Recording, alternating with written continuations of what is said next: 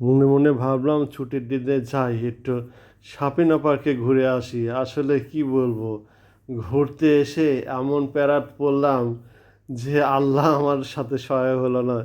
আকাশে এত পরিমাণ যে বৃষ্টি, তাও বৃষ্টির মধ্যে একটু ছাড়লো।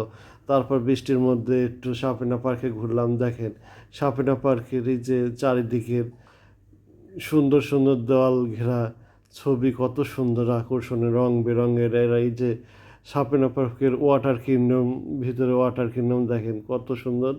এখনও সকালবেলা তো, এখনও চালু করে নাই, আমরা সবার আগে ঢুকেছি বেড়ানোর উদ্দেশ্যে। আসলে এখানে এখনও অত নাই যে পানি শান্ত, একটু দুপুর হলে দেখা যাবে মানুষের এখানে খুব সমাগম।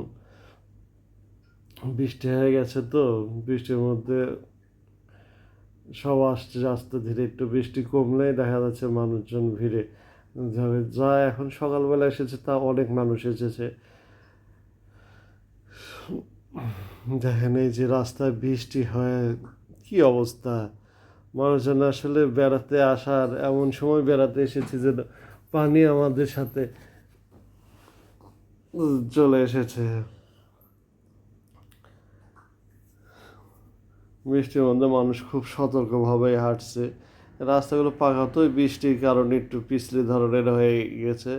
এই যে সামনে দেখেন কত সুন্দর সুন্দর ফুলের গাছ, ফুলের গাছ এবং আম গাছ দিয়ে, যেহেতু এটা হলো চাঁপাইনবাবগঞ্জের পাশেই, তাই এই জন্যই এখানে প্রচুর পরিমাণে আম গাছ আছে এবং নানা রঙের ফুলের গাছ। আসলে ফুলের অনেক রঙের রঙের ফুলের গাছ এখানে আছে। কী বলবো, ছোট্ট একটা জায়গা হলো এখানে সুন্দর আকর্ষণীয় ও আসলে দেখার মতন জায়গাটা তৈরি করেছে সাপিনা পার্ক।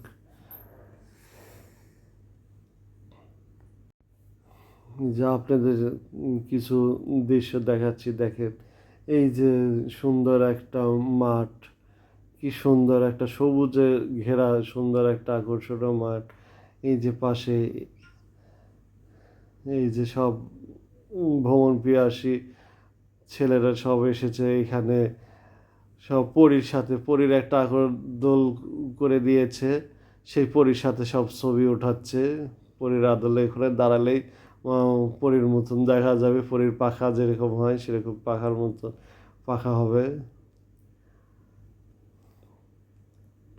এটা হলো ভূতের ঘর।